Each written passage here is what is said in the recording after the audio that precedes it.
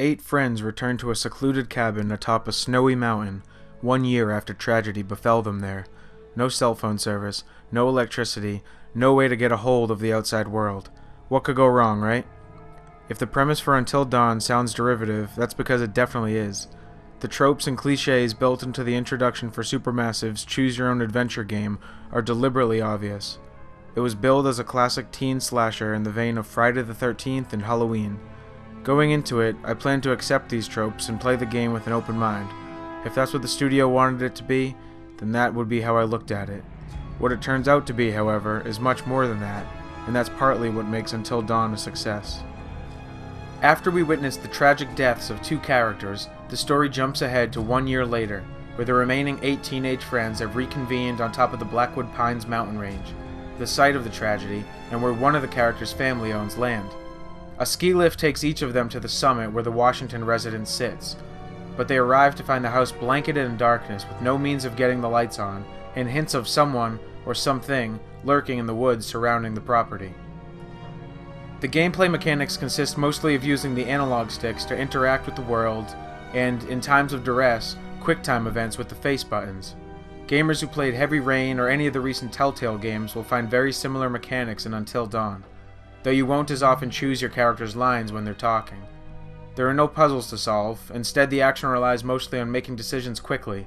Very smartly, sometimes inaction is actually the best decision, and you'll have to decide in a hurry when it's best to do nothing instead of doing something that could do more harm than good.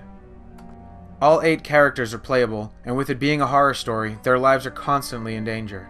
The game stresses the popular definition of the butterfly effect. One small thing can lead to big consequences. And the story will continuously go down several branching paths based on things you've said, choices you've made, and relationships you've developed. You can look at these changes in the game's menu and you'll find it's true to its word a lot of the time. Little things here or there can set up a series of events leading to a character's demise or survival much later. Plenty of recycled moments from the horror genre can be seen too, like the equation of sex equals danger and the victim tripping during his or her escape from the enemy. Like a lot of other games that offer branching stories, some characters in Until Dawn might die before they really experience a full character arc. This seems to be the price you pay for leaving the story in the hands of the user like Until Dawn does. Maybe someday a game will find a way to have it all at once, player agency and satisfying character arcs across the board, but this isn't that game. That's not to say the story's a letdown. On the contrary, it's much better than I anticipated. There are several story threads being woven throughout, and the game's use of clues as collectibles lead to a more unraveled mystery for players who go out of their way to search for them. Another clever set of collectibles are Totems. These offer very brief glimpses into possible futures that could be the information you need to get your characters out of a dire situation alive. Making these collectibles so valuable to the story is one of Until Dawn's best features. I found many of the story clues in my playtime with the game, and I was left both grateful for the added information I had found and also wondering what else I'm still blind to. The ending, or at least the one I got, felt abrupt after the rest of the game unfolded at a good pace.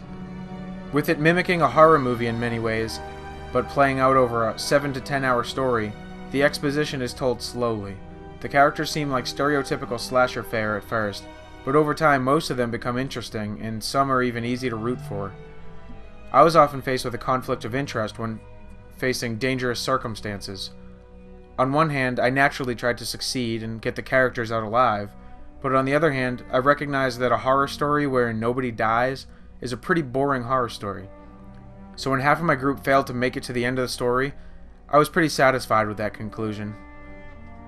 While the game is never really scary like a true survival horror, it definitely has moments of high tension that will scare off players who can't react quickly to the game's QuickTime events. The whole game is tinted in a blue-gray haze, which gives it a unique aesthetic style. Combining this with the excellent lighting, fixed cinematic camera angles, and highly detailed character models and environments make Until Dawn one of the best-looking games to ever come to consoles. I was consistently impressed with the creepy setting and found myself taking a lot of screenshots.